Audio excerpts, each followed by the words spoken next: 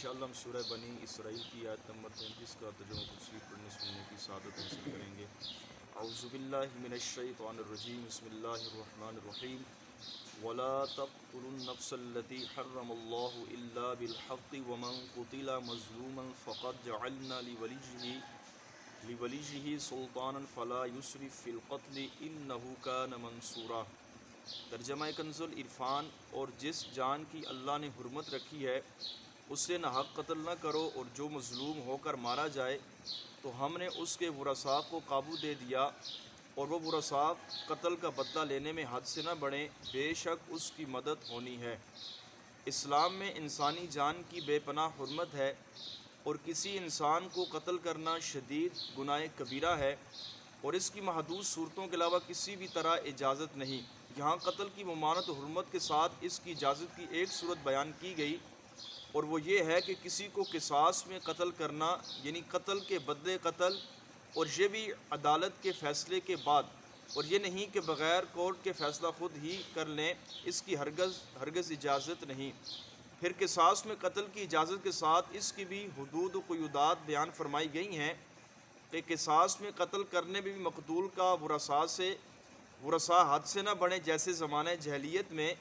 ایک مقتول کے عوض میں لوگ کئی ایک قتل کر دیا کرتے تھے، تو فرمایا گیا صرف قاتل سے قصاص لیا جائے، کسی اور سے نہیں۔ اس آیہ مبارکہ سے یہ بھی ثابت ہوا کہ قصاص لینے کا حق صرف ولی کو ہے، اور ولی میں وہی ترتیب ہے جو عصبات یعنی رشتہ داروں کی ایک خاص قسم ہے، کہ اگر بیٹا ہے تو اس کا باپ ولی ہے، بھائی ہے، دادا ہے، اس طرح ان لوگوں کو قصاص لینے کا حق ہے۔ دور پار کے رشتہ داروں کو قصاص لینے کا بھی کوئی حق اس میں نہیں ہے، اور جس کا ولی نہ ہو اس کا ولی سلطان یعنی اس وقت کا بادشاہ ہے۔ نیز یہ بھی معلوم ہوا کہ قصاص حق العبد، یعنی اگر ولی چاہے تو معاف کر دے اور چاہے تو بدلہ لے لے۔ آیت مبارکہ کے آخر میں فرمایا گیا کہ بے شک اس کی مدد ہونی ہے، یعنی ولی کی یا مقتول مظلوم کی، یا اس شخص کی جس کو ولی نہ حق قتل کرے۔ کتنے افسوس کی بات ہے کہ اسلام میں انسانی جان کی کس قدر حرمت بیان کی گئی، اور آج ہمارے معاشرے کا حال یہ ہے کہ جس کا دل کرتا ہے وہ بندوق اٹھاتا ہے، اور جس کو دل کرتا ہے جب کرتا ہے مار دیتا ہے، کہیں سیاسی وجوہات پر تو کہیں علاقائی اور صوبائی تعصب کی وجہ پر، اور یوں ہی کئی زبانوں کے نام پر تو کہیں فرقہ بندی کے نام پر۔ ان میں سے کوئی بھی صورت جائز نہیں۔ قتل کی اجازت صرف مخصوص صورتوں میں